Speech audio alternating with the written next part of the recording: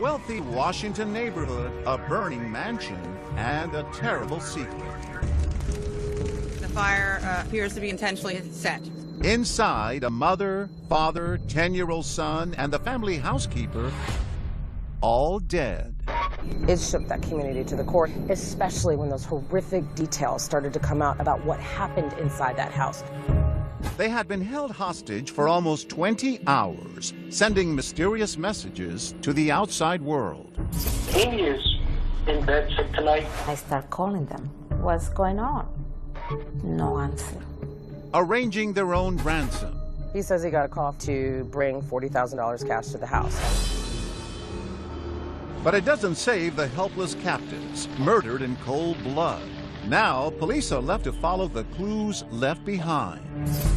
The burning car, the shadowy figure caught on surveillance cameras, the telltale takeout meal. Tries to burn the house down, but guess what doesn't burn? The pizza with his saliva on it. Boom, they get a hit. We've got a name, we've got a face. But they still don't have their suspect, a convicted criminal with a history of violence. He has a rap sheet as long as my arm. Did he know the victims? He's found outside with a machete, a BB gun, and a can of beer. And where is he now? We were able to determine that he had fled the D.C. area. We were distributing his photograph as widely as possible. A manhunt is on as another troubling question lingers. There was major concern that Darren Wynn had nothing to lose. Were people going to get hurt? Mystery in the mansion. Welcome to 2020 on ID. I'm John Quinones. It was a crime so horrific it grabbed national headlines. But long after it was over, after evidence had been examined and a suspect caught, lingering questions remained. What went on inside the house of Amy and Savas Savopoulos for almost 20 hours? Did the killer act alone? And perhaps most haunting, why would someone target this family? As Ryan Smith first reported in 2015, it's a story of lives intertwined, simmering rage, and a tragedy no one saw coming. It wasn't supposed to be like this. Two teenage sisters mourning their murdered parents and little brother. Their multi-million-dollar home boarded up. Surrounded by a locked chain-link fence, starkly out of place in this quiet, leafy D.C. neighborhood. An abrupt ending to a love story that seemed destined to play out as happily ever after. A love story that starts in high school. Amy Martin and Savas Savopoulos meet at Springbrook High School in Silver Spring, Maryland, just north of Washington, D.C. They both decide to attend the University of Maryland, where a popular and outgoing Savas spends the next 4 years pursuing the beautiful but shy Amy. Savas had a crush on her for all 4 years and pursued her and pursued her and pursued her, and she would never say yes until the very end. She finally agreed to go on a date, and the sorority sister said, "Thank God," because they seemed like a perfect match for each other. He, a fifth-generation Washingtonian, the son of a metalworks company CEO. She, a self-described Army brat whose family moved often. After college, the couple has a large Greek Orthodox wedding at Washington, D.C.'s St. Sophia's Cathedral. Their wedding picture, seen on their daughter's Instagram account, set up as a tribute. What were they like together? They love each other. Yeah, Their housekeeper of 2 decades, Nelly Gutierrez, says the Savopoulos were the picture-perfect couple. In my 19 years, 20 years working for the family, they never fight. They were so good together. He really loved Amy, very, very deep. And the same way, you know, she was the same way. They would have 3 children, Abigail, 19, Katerina, 16, and Philip, 10. What about Philip, though? He's 10. He was very, very mature. Like, he was very funny. You know, like when I always talk to him in Spanish, he gets so excited. But then when I talk to him a little bit more, he's like, no, I don't understand. An incredibly tight-knit family, embodied by pictures posted as a memorial slideshow on the funeral home's website. They adored each other. They were incredibly close. Family friend Elizabeth Blaylock. The parents loved those children, and the children had a wonderful relationship with each other. They were what everybody wants for their own family. At the center of Amy's world, her kids. She would call her girls her little pearls because she saw each one as so precious and rare and something to be cherished. And she called Philip her little prince. And she loved those children like I have rarely seen a mother love their children. Sava, known for a strong work ethic and gentle manner, succeeds his father as CEO of American Iron Works, supplying metal not to your local five and dime, but projects like these. The restoration of the Pentagon after 9/11, the new convention center, major hotels. So it wasn't a particularly sexy business, it was a very successful business. Settling in as a young, wealthy Washington couple, they buy this gabled, red brick home in 2001 with its own library and music room, surrounded by manicured lawns, hedges, and gates. You notice that as soon as you walk in the neighborhood, you see embassies just a block away. And Joe Biden's home is not more than a mile away from where they live. So this is one of the most established neighborhoods in Washington. We're talking not only a stone's throw from the vice president's house, but this is sort of a billionaire's enclave. You'll have titans of industry, billionaires, senators, congressmen, ambassadors. The Savaopoulos listed in Washington's Green Book, a who's who of D.C. elite. And as part of the D.C. elite, the Savaopoulos have money, a private jet, and a 44-foot yacht. And in 2012, while the girls are away in boarding school, the parents are living large with son Philip in the Virgin Islands. They decided to sort of play hooky for a year. They rented a home that was on an island. So Amy would have to put Philip in a dinghy and row across a waterway to get him to school. But the Savaopoulos weren't just living lives of selfish opulence. They were, in fact, incredibly charitable. They were generous of their time and their money. They donated $100,000 to NCS, which is where their two girls went to school before going to boarding schools. Amy, every year for her son's class, used to buy everyone gingerbread houses at Christmas time, and she would come in and help put them together. So every boy wanted to be in his class. The parents were also grateful to have Amy as a friend. I had a daughter who was very sick when she and Philip were in kindergarten together, and Amy showed up at my door with a gift in hand because she didn't want my daughter to miss out on the fun that they had had that day in school. And as their contemporaries would be playing golf and tennis at the Congressional Country Club, Sava's passion? Kenjutsu, an ancient form of samurai swordsmanship, studying the art form for 20 years. He was even about to fulfill his dream of having his own martial arts center scheduled to open here in Chantilly, Virginia, the week after he was killed.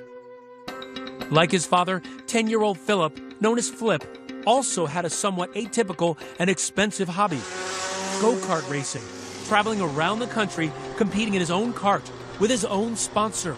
This is not the thing your normal 10-year-old gets to do. Philip had a coach, and he had a top-of-the-line go-kart, and Amy made her son do his homework between races.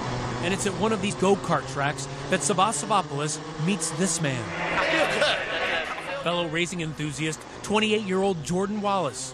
Wallace creating his own website with videos of the extreme sport.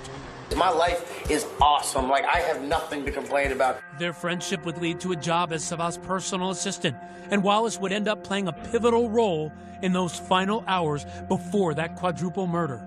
That assistant says he got a call from Sava Savaopoulos to bring $40,000 cash to the house. Was it an armed robbery gone wrong, or a calculated murder for hire? Questions that would confound police and this once peaceful neighborhood. I talked with several neighbors who said that they saw Philip playing in the driveway. They would see Amy walking around the neighborhood exercising. Now passing by that house is an eerie feeling for these neighbors, one that will never go away. So this had to shake them to their core. It shook that community to the core. It shook the city to the core. When we come back, a family held hostage for 20 desperate hours, and how those last hours were spent. Takeout food orders, a $40,000 cash drop, and a strange and eerily calm voicemail left for Nelly Gutierrez under duress. Hey, Nelly, it's Sava. Amy is in bed sick tonight. Stay with us.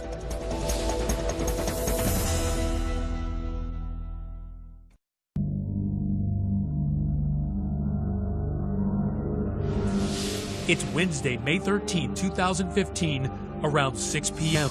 As Washington, D.C. is closing for the night and people are sitting in traffic, the Savopoulos family, with their teenage girls away at boarding school, are trying to survive the most desperate night of their lives. It begins that afternoon with a terrifying home invasion. Also inside the mansion, the family's housekeeper, Vera Figueroa. She had been with the Savopoulos family since her friend and the family's other housekeeper, Nellie Gutierrez, got her the job. You helped her work with the Savopoulos family, right? Yes, and I took her over there. And it was like almost 5 years ago. So tell me about Vera. What was she like? She loved her job. Every time when she was like 10 or 15 minutes late, she always asked me, "Can you call Amy?" And I said, "Don't worry, it's 10, 15 minutes, it's okay." But she was always wants to be on time. She was so responsible. That Wednesday, Vera was supposed to leave work around 3 p.m. But by 5, her husband, Bernardo Alfaro, has not been able to reach his wife. He tells WJLA reporter John Gonzalez he begins to worry. He goes home, starts calling her nonstop on her cell phone until the cell phone really stops ringing. Around 9 that evening, one of the captives, Sava Savopoulos, leaves a voicemail telling Gutierrez not to come in the next day. Sava, I hope you get this message. Amy is in bed sick tonight, and she was sick this afternoon, and Vera offered to stay and help her out, so she's going to stay the night here. But Gutierrez won't get the message until the next morning. Also around 9 p.m., the strangest call by far, a call for a food delivery. We can confirm that we made a delivery to the house. Police say it's Amy Savopoulos calling Domino's Pizza. She orders 2 pies, gives a credit card number, and special instructions. Don't ring the doorbell. I'm caring for a sick child. Just leave it on the front door. The Domino's driver says the porch light is on, but the house is dark. As instructed, the driver leaves the pizza, rings the bell, and drives away, taking with him an opportunity to end the ordeal for the terrified people just inside. There were things that happened that, of course, now we can look back on and say, what if? Unbelievably, somebody in that house in these dark and brutal hours has an appetite, gobbling up most of the pepperoni pie, leaving a crust or two. Legal consultant Nancy Grace has followed this case. To think that the killer actually ordered and ate a pizza during the middle of all this? I couldn't even eat after I heard about it. This guy's eating a pizza in the middle of it. That night, Sava Savopoulos calls his assistant, Jordan Wallace, the man the family met at that go-kart track, making arrangements for a package to be delivered to the mansion the next morning. Longtime crime reporter Jennifer Donnellan has been covering the story for ABC affiliate WJLA. Tell me about the call the assistant got. He says he got a call from Savopoulos to bring $40,000 cash to the house. Police say that Wallace responded by text. "Got your message. I'll call once I get the package." The longest night passes on Woodland Drive. As Thursday dawns, housekeeper Vera Figueroa's husband, after working an overnight shift, finds his wife still not home. He goes to the mansion looking for her. Knocks on the door, rings the doorbell, nothing. But it's interesting. He says, it felt to me like someone was inside. Could he hear them? He just says he heard like noises, like someone shuffling inside. Just then, his phone rings. It's Sava Savopoulos inside the house. They're just a few feet apart. He says, "Lito, I'm sorry I didn't call you last night. Vera stayed the night with us." And he said that he was apologizing profusely. So the husband, a little more satisfied with that, the fact that he's heard from someone, he goes home. Meanwhile, Nellie Gutierrez hears a message from Sava. She listens to the one he sent her the night before, telling her not to come to work. She tries to call back and attempts to reach Vera. When I got that message, I was thinking, and I start calling them. So I call her and I say, "Hi, Vera, what's going on?" No answer. That morning, the next phase of the plan becomes apparent. Jordan Wallace meets another employee at a bank near Savopoulos' company, American Iron Works. He gets 4 neat stacks of $100 bills, 40 grand, calls his boss for further instructions. Savopoulos tells his assistant to bring the cash to his house, come into the garage, the car is unlocked. Not to give it to him, but to put it in a car, which you would think would set off alarm bells. And then you wonder, why didn't that person call police? Before Wallace makes the drop, police records show he sent a text at 9 a.m. to a woman with a picture of the cash. The woman responded, "Damn, I wonder how much it is." Wallace replies, "40." Wallace heads to the Savopoulos home and drops the cash on the driver's seat of a red sports car. At 10:26 a.m., Wallace sends this text message to his boss. "Package delivered. The cash is dropped, but for some reason, that doesn't stop the crime. Police say the killing begins." We were getting source information that there was blunt force trauma to the bodies, that there were stab wounds to the bodies, that the bodies also had been tied up. The family's terrifying final moments alive, pieced together from police documents and ABC News sources. The three adults, Savah and Amy Savopoulos and Vera Figueroa, are held in an upstairs bedroom. The women are restrained. Savah is not. Why do you think they moved the victims upstairs? Because they have less profile. ABC News tracked down these blueprints of the home, which we reviewed with former FBI agent Brad Garrett. If you left a window open, left a curtain open, you could see what's going on. If you move them up, it's more difficult to see what's going on. The adults sustained terrible, fatal wounds. They were hit and stabbed. Police revealing a baseball bat with what appeared to be blood on it was discovered in the room. The little boy, Philip, separated from the grown-ups in another bedroom. The son is where it appears, according to court documents, is where they set that fire. The fact that the three adults were in one room, you have to wonder how much the suspects were using that son as a point to extort them. To think that a human would torture and murder a 10-year-old little boy while his mother and father sit in the next room hearing him scream in order to get money, it's heinous. It tells you they don't really care about other human beings, and they want what they want. And then what happened at some point, this became survival mode for the bad guys. We're going to kill them, we're going to set the house on fire, they'll never be able to link us to this. Once 10-year-old Philip's room is set on fire, the killers flee. Before the fire can spread to where the adults are, the fire department gets the alarm. 3201 Woodland Drive, three-story detached house fire. It's 1:30 p.m. on Thursday. The story blows up. It's the case that is shaking the neighborhood to its core tonight. This started out as a story about a fire, right? Right.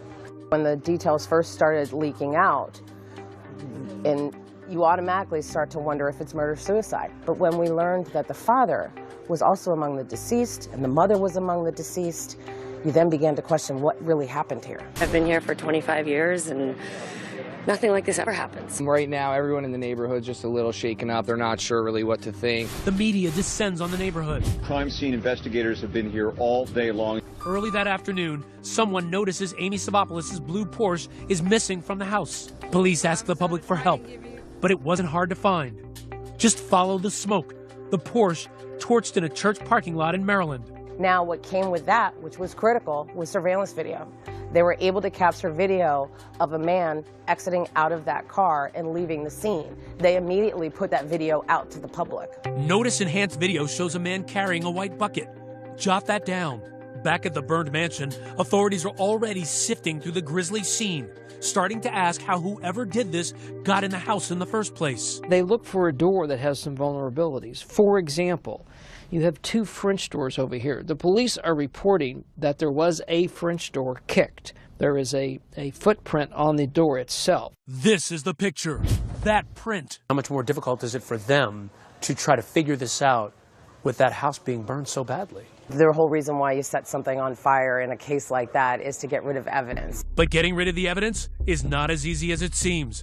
Not with the country's best crime fighters on the case. They're going to comb through that house and try and find whatever evidence they can to close this case and to capture everyone involved. When we come back, a microscopic clue in the strangest place, and the daring late-night manhunt and takedown. U.S. Marshals tell us they're forced to do something they've never tried before. And he said, move, go, go, go. Stay with us.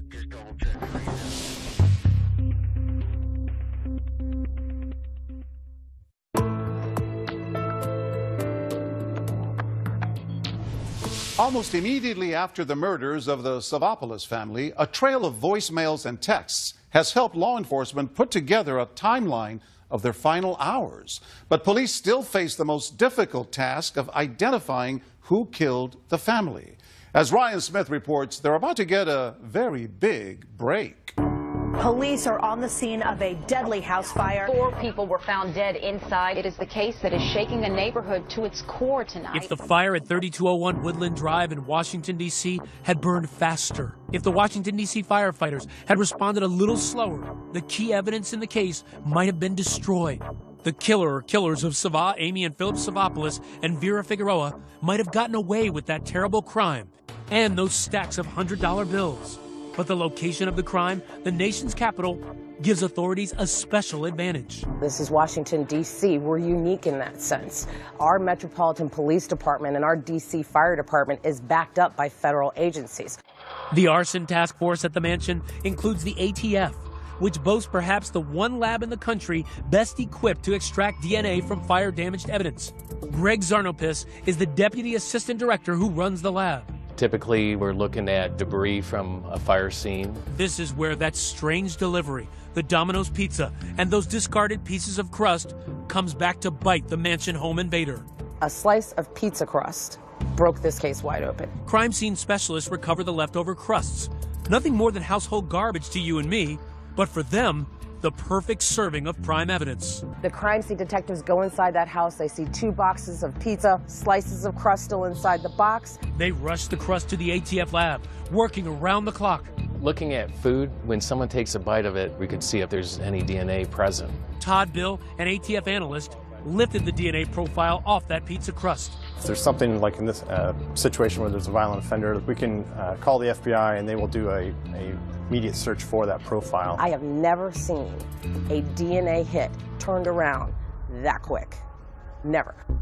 Tuesday, May 19th, only 5 days after the fire and the murders, a breakthrough. Boom, they get a hit. We've got a name, we've got a face. Darren Wint, 34 years old, big muscles and a rap sheet as long as his dreadlocks. His DNA was on file because of that lengthy criminal record, and now we knew at least one person who was allegedly inside that house. Now all they have to do is find him. Thus begins an intense 48-hour nationwide manhunt. From what I understand, the cars were right over here. Robert Fernandez with the U.S. Marshals Service is part of the task force now hunting for Wint.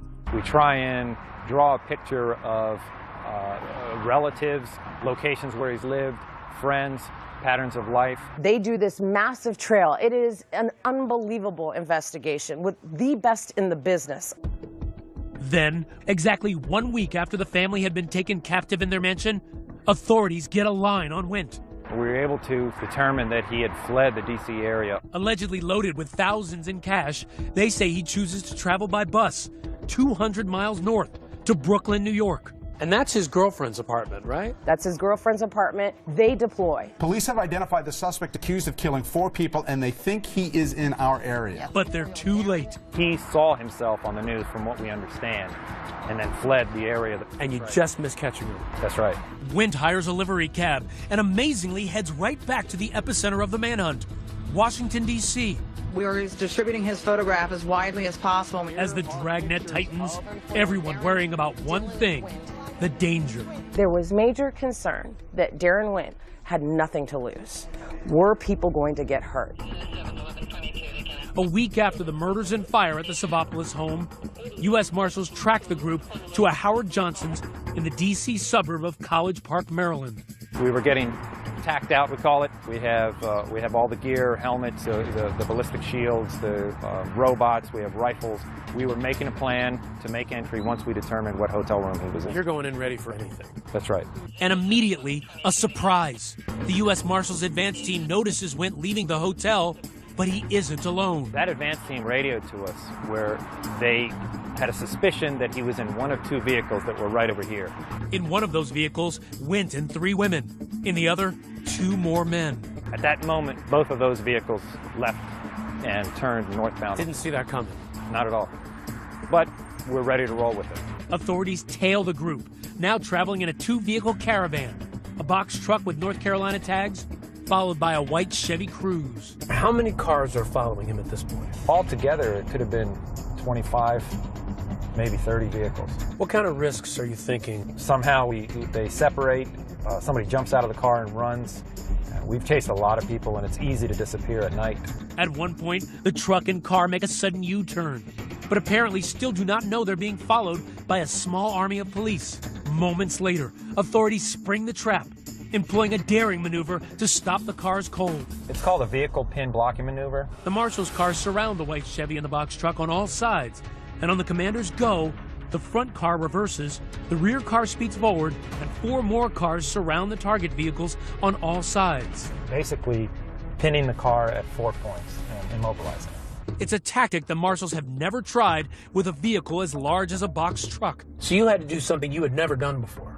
That's right, that's why I wanted the helicopter. Air support is called in from Prince George's County PD, and the marshal in command on the ground waits for the perfect moment. We finally got to the red light, and he said, "Move, go, go, go." I went around and blocked off the truck. I could see the drivers of the truck and the passenger just stopped. They were looking in their mirrors. They saw the lights, and they put their hands up. Immediately? Immediately. I think they were completely and totally startled and surprised.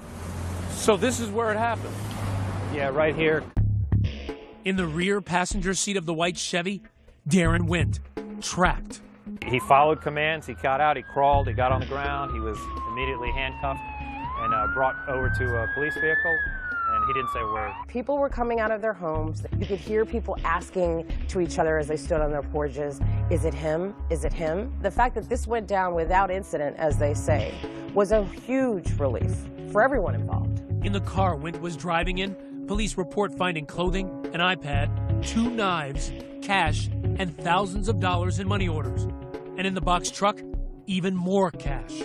What did you see? Well, in the truck, I saw in the side compartment of the passenger door a big wad of cash, and it was $100 bills. You could tell it was hundreds. Police say one of the people stopped with Wint converted at least $10,000 into those money orders. It was the end of a painstaking 48-hour manhunt, no sleep. The nation has quite frankly watched this search go from D.C. to New York, now back here to the D.C. area, and now he is in custody. Wint appears in Superior Court the next day, charged with first-degree murder while armed.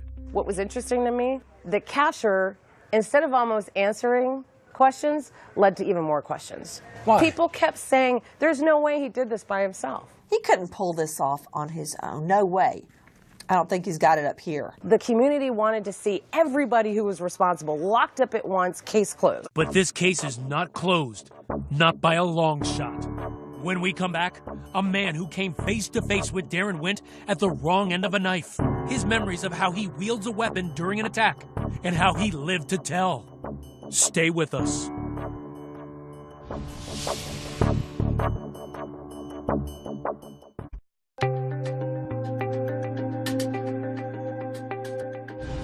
A vexing criminal case.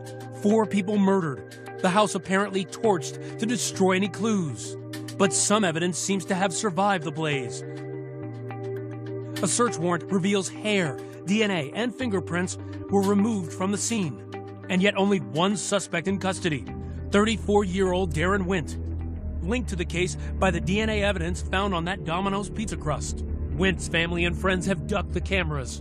But out of the blue, a new player emerges. His former attorney, Robin Ficker, who takes the national stage to go out on a limb for Wint with outlandish observations. He never eats pizza. He doesn't like pizza. The bombastic Ficker makes sweeping statements about the innocence of a man he defended on a handful of traffic tickets. I know him to be a kind, gentle, non-aggressive person, someone you wouldn't mind your grandmother going to lunch with. Mr. Ficker says that he's really a gentle giant, that you'd want to sit down and have tea with your grandmother. Well, not my grandmother. Clearly, Ficker hasn't done his homework. I know that he does have a violent tendency to harm someone. Michael Babcock speaks for the first time about his terrifying encounter with a knife-wielding Darren Wint. I put my hands like this, and he just came in like this. He would be tried for my murder. It wasn't for me surviving it. And Wint's case file reveals that Babcock is just one in a long trail of people who have been violently threatened and attacked by Wint.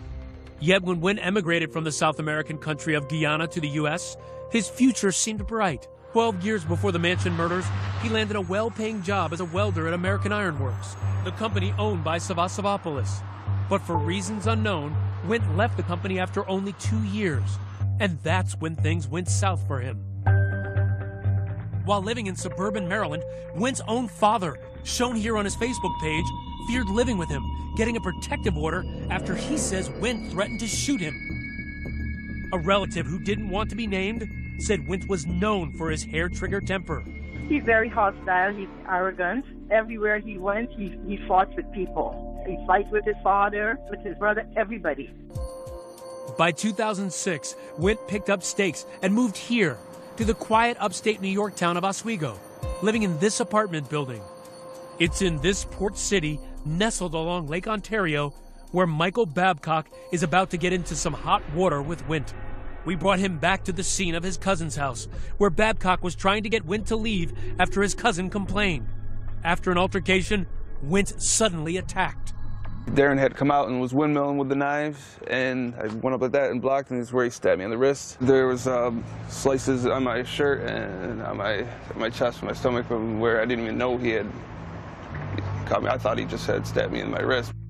Wint was arrested and ordered to stay away from Babcock. But while waiting for trial, he suddenly ambushed Babcock a second time on this bridge. I didn't see it this time because it was really small, and he had the knife cup in his hand, and he swung and caught me in the neck right here. Babcock was rushed to the emergency room, where he was told he was lucky to be alive. When Darren stabbed me in the neck, if it would have been a little bit lower, the doctors told me that I would have died before I made it to the first hospital. Wint was convicted of assault, but gets only 89 days in prison for both attacks. No sooner was he released than he stabbed another man in Oswego, causing substantial pain and bleeding, which required hospitalization. This time, Wint was hit only with a slightly stiffer sentence, 10 months in jail. After being released, Wint returned to Maryland, but with 3 strikes already against him, he was arrested again for assault, after his girlfriend said he choked, slapped, and punched her. Wint got a 30-day sentence and yet another protective order. He has a rap sheet as long as my arm. And that gives a perfect example to the claim of revolving door justice. Wint dates another girl, but the script is the same. He's arrested after threatening to kill her, her daughter, and her friends, telling her he's good with a knife and could kill them easily. But despite that graphic threat, Wint is convicted only for smashing the windows of his girlfriend's car. And as the years pass, Wint apparently had not forgotten his former employer. In 2010, he made a bizarre and menacing return to American Iron Works, the company he had left 5 years earlier. He's found outside the American Iron Works with a machete, a BB gun, and a can of beer. So there's this weird incident that occurred outside of the very place where Savasavopoulos was president and CEO. Although charged with concealing a deadly weapon, Wint was allowed to simply plead guilty to having an open container of alcohol and fined $919. I wonder what those prosecutors are thinking now.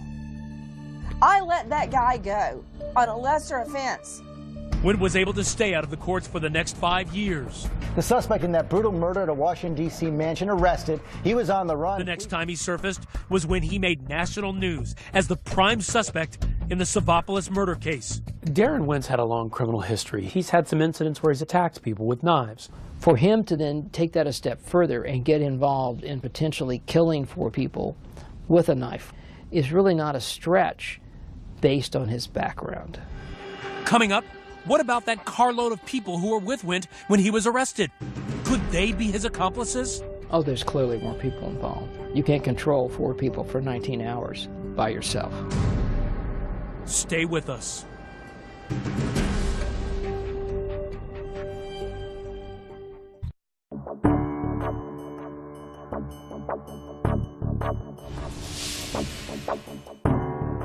We also are learning new information. Authorities believe more than one person may have been involved. He did not act alone, mark my words. 1 month after that horrific night on Woodland Drive, that's the big mystery. Was someone else involved? Though Mr. Wendt is now incarcerated, our work is not done. I was in the FBI for 30 years. I worked a lot of home invasions. It just doesn't make any sense that one guy could control 4 people for almost around the clock, confine them, constrain them, brutalize them, and then set them on fire. Investigators are continuing the hunt for those accomplices, but where to look? Did Savas have enemies? No. Not that you saw. No. Nellie Gutierrez worked as a Savopoulos family housekeeper. Says she's known the family for 20 years. Very good family. They were so nice, very good, happy about life. With the potential for violent accomplices still at large, there are several unanswered questions that we know of. Number 1, motive. I'm not totally convinced that it was just about money. You have a guy that's a millionaire, lives in a beautiful $5+ million house. You're going to ask for 40 grand? I mean, none of that works for me. It was a mansion. It was loaded with expensive stuff, expensive jewelry, electronics. The family was known to have an art collection. The art on the walls in the house, I'm sure, was worth way more than $40,000, as was the car that they torched. Another question, why did Jordan Wallace change details of his story? Remember Wallace, who posted these videos on his enthusiasm for go-kart racing? Savopoulos met Wallace working at the go-kart track, where he coached 10-year-old Philip in racing. Now hired as assistant and driver to Savopoulos, he was tasked with delivering the $40,000 in cash to the house that horrible day. Yet when questioned about his role in dropping off the cash, police say he changed his account. And the big question is why? Why are there these inconsistencies in his story? First, the timing. He tells investigators Savopoulos' instructions to bring the money came on Thursday, the day of the murders. But then police read a text on his phone and see that contact actually happened the night before. Then after detectives confront him with a text message and show that, no, that's not the way it happened. And he says, yes, you're right. And he tells a different story. Wallace also said at first he was given the money in a manila envelope, yet later changes that to a red bag. And finally, he claims to have found the keys and unlocked the Savopoulos car where he had been told to leave the cash, yet later admitted it was unlocked when he arrived. And while they may not be serious discrepancies, they are discrepancies, conflicts, nonetheless. And that raises a red flag. But you have concerns when people flip-flop as to what's, is it this willful because they had some involvement? Are they confused? Or do they just not understand the question? I mean, people lie for a lot of different reasons other than they had some involvement in the crime. So unless there's a tie, unless they're convinced he's connected to Wendt and other people they believe are involved in this case, then you don't really have anything. The proof is in the pudding. He has not been arrested yet, nor has he been named a suspect. Wallace has a clean record.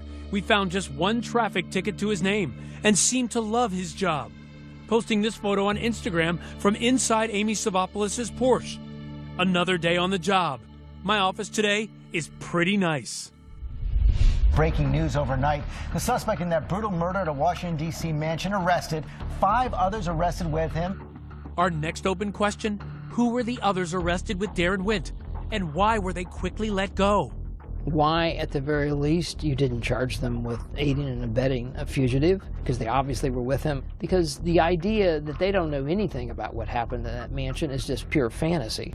Police find a large stack of hundreds in the truck, cash and money orders in the Chevy, and one occupant admits to buying at least $10,000 in money orders. At this point, we only know the name of one of Darren Wendt's 5 companions that day, his brother, Daryl Wendt.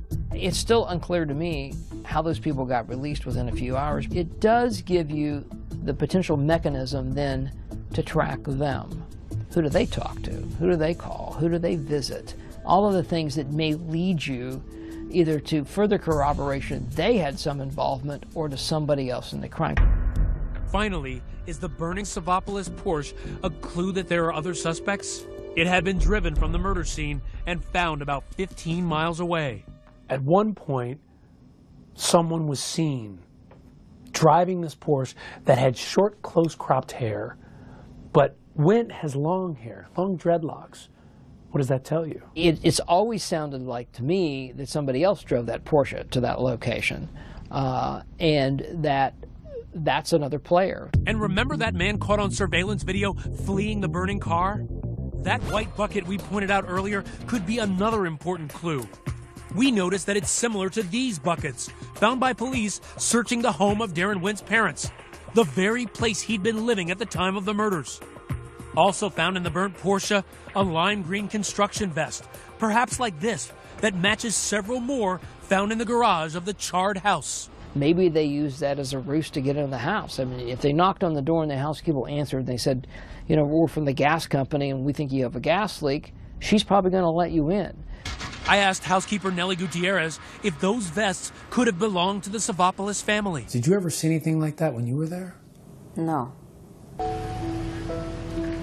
Meanwhile, moving trucks appeared at the Savopoulos house, clearing out the belongings of lives cut tragically short. And the surviving daughters, Abigail and Katerina, returned perhaps a final time to what was once their home, now the crime scene of their nightmares. What do you say to the Savopoulos' teen daughters? That I love them. Nellie Gutierrez, who helped get her fellow housekeeper Vera hired, now misses her and the rest of the family every day. It's very hard. And sometimes people, they don't realize that how hard it is when you care for a person like Amy or this family. They are my friend. And I learned a big lesson, so many lessons after this, that life is very short. Because today is today and tomorrow you never know what's going to happen.